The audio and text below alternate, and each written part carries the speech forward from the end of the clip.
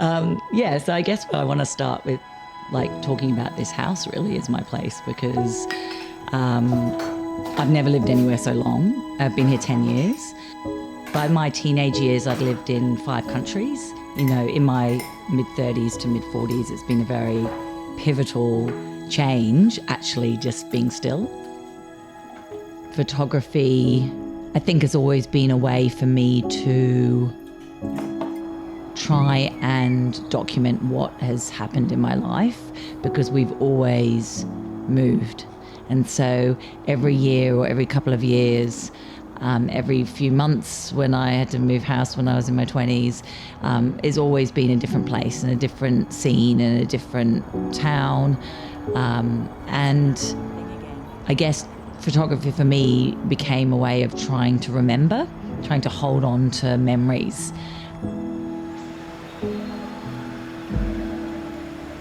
So I think over time, my practice has become more and more introspective.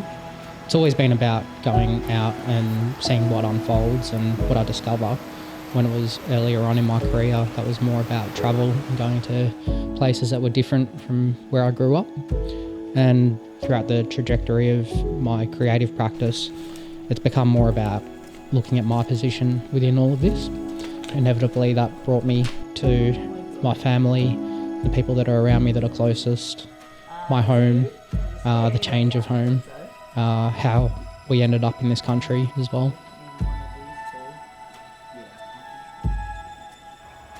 My dad was in Australia for a long time, but then left. And my mum left when she was a teenager, the UK, and then they moved around. And my childhood has been all over the place. And Jack has like been here, solid, you know, just here all his life. And it's almost like, yeah, trying to ground that, I guess. And maybe being fascinated by that this is like the first generation in multiple where he has, you know, real roots. It started from a few different points of view. First being the want to start looking through family archive and start trying to make sense of that. Trying to understand how my ancestors and their journey to Australia has shaped who I am today and my current position in what it means to be Australian in this day and age. So on my mum's side, that's my Swiss heritage. I've still got lots of family over there. And there's some beautiful records of that side of my family. And within my studio and my home, I've got a lot of items that, you know, belong to my grandfather, and I'm really surrounded by a lot of the history there. My father's side was a bit different. His parents immigrated to Australia. They essentially fled Austria during World War II. And the history was much harder to trace on that side. I had a great grandfather who died. He was sent to an extermination camp in Latvia. So, you know, the project became a bit of a way to start looking into that and understanding it. One thing I've realised over the years is the limitation that a photograph can hold. We often think about this idea that a photograph is, you know, a true record of what's happened. And I think if you start looking at family photos and family archives in that way, it can become a bit of a dangerous thing, where you think a certain photograph holds all the meaning. I look at the archival work in a very similar way that I approach documentary photography these days, which is, I think, a lot more about the space that exists between the photographs. As I document the place I'm in now, where I've been for 10 years, it becomes more entrenched, I guess. It's about the changing place, the changes that have happened in that place. You know, when you have a child and you see that child grow up in one place, and that place becomes more than just the park down the road or the shop across the street or the storm drain over the way. It becomes a trip down memory lane of what has happened in your life, and being able to kind of photograph that change that's happening, not just in the environment, but in yourself and in your child and in the way you interact with that environment, it becomes more than just an external thing. It becomes like photographing an internal monologue, I guess.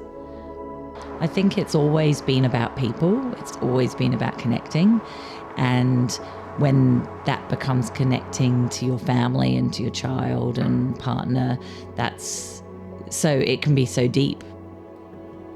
I guess I'm obsessed with nostalgia and memory, and I always have been. And perhaps, again, it goes back to my upbringing of just trying to kind of hold on to these memories that seem so fleeting because they weren't reinforced every day, because we weren't in the same place every day, because you're trying to remember where that was or what happened. And so the way I photograph is with these kind of old cameras, broken cameras. I don't do a lot of processing. Often I just take the scans and that's it. I like that the more broken it looks, the better to me.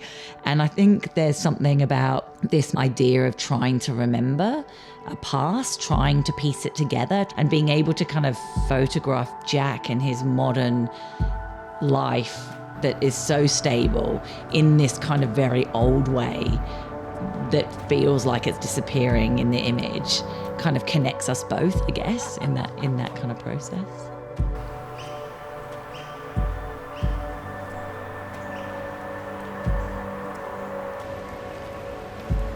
I live in a cold climate rainforest.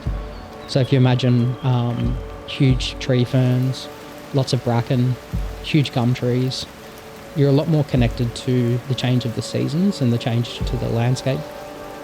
It is a more isolating place to live and, hidden away a bit more. And there is a feeling of being a bit more secluded, and I think I'm quite naturally introverted as well, and I'm quite happy being in my own company. Being in the company of animals is another big one for me. I feel much more comfortable being around animals than I do around people a lot of the time. I think that they serve as amazing metaphors. They're often things that are around us that we don't really notice as much, and the butterflies are a perfect example of that when you actually start paying attention to them and realise that they could be connected to meaning. A different meaning when you see them and when you follow them and strange little coincidences happen. It's just another way to stay curious about where you are and the environment around you. I've got a trail camera that's set up at the bottom of our property, and it films along this bush track that the animals use. And I set it up really just to get a sense of what passes through this area, especially the things that we don't see.